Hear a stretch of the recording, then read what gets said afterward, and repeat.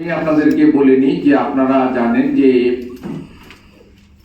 সম্মানীয় রাজ্য সভাপতি ডক্টর সুকান্ত মজুমদার মাননীয় সাংসদ তিনি এবং পশ্চিমবঙ্গ বিধানসভার বিরোধী দলনেতা হিসাবে আমার যৌথভাবে আজকের এই ক্যাম্পেইন লঞ্চিং এর বিষয়টা ছিল।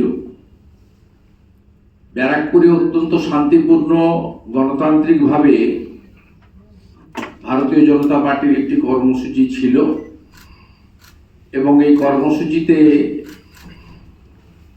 যা যা ঘটেছে ইতিমধ্যে আপনারা দেখেছেন এবং আমরাও সকলে জেনেছি। কোনো প্ররোচনা ছাড়াই হিংস্র নেকড়ের মতো পুলিশ শুধু জলকামান ইউজ করে ক্ষান্ত হয়নি। জলকামান ইউজটা আইন অমান্যে হয়ে থাকে, এটা নিয়ে বিরাট কিছু বলার নেই আমার, কিন্তু যখন জলকামানের পরে আমাদের কর্মী সমর্থকরা ছত্রভঙ্গ হয়ে যায়, তারপরে 1 ঘন্টারও বেশি সময় ধরে বা আরো বেশি সময় ধরে খুঁজে খুঁজে বেছে বেছে ভারতীয় জনতা পার্টি কর্মীদেরকে নৃশংসভাবে পেটানো হয়েছে। 25 থেকে 30 জন ইনজোর্ড হয়েছে। 6 জনকে ব্যারাকপুর হসপিটাল থেকে কল্যাণী এইমসে ট্রান্সফার করা হচ্ছে এবং একজন সাংবাদিক বন্ধুও মাথায় গুরুতর চোট পেয়েছেন পুলিশের এই বর্বরোচিত ঘটনায়। তাই স্বাভাবিকভাবে এই কর্মসূচিতে নেতৃত্ব দেওয়া রাজ্য সভাপতি তিনি কর্মী সমর্থকদের সাথেই আছেন, তাদের সেবা শুশ্রূষা এবং তাদের সবটা দেখভাল করার জন্য এই কর্মসূচিতে উপস্থিত হতে পারেননি।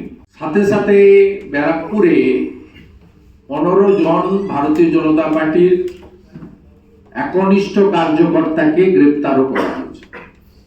আমি রাজ্যের বিরোধী দলনেতা হিসেবে পুলিশের এই আচরণের নিন্দা করছি এবং যাদের গ্রেপ্তার করেছেন নিঃশর্ত মুক্তি দাবি করছি এবং ব্যারাকপুর পুলিশ কমিশনারেটের কমিশনার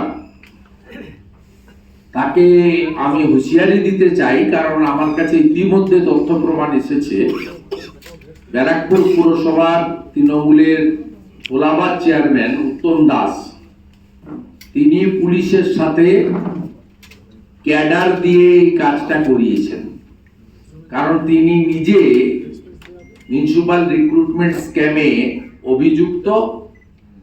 তাই আতঙ্কে দিশাহারা হয়ে ঘটনাগুলো ঘটানো হয়েছে। এই বিষয়ে পুরো রাজ্য পার্টি সমস্ত সাংসদ বিধায়ক আমরা উদ্বেগ প্রকাশ করছি এবং ভারতীয় জনতা পার্টি এর শেষ দেখে ছাড়বে, এটা মিস্টার অলোক রাজরিয়া আইপিএস কে এই সংবাদ সম্মেলনের মাধ্যমে আমি হুঁশিয়ারি দিয়ে বলতে চাই।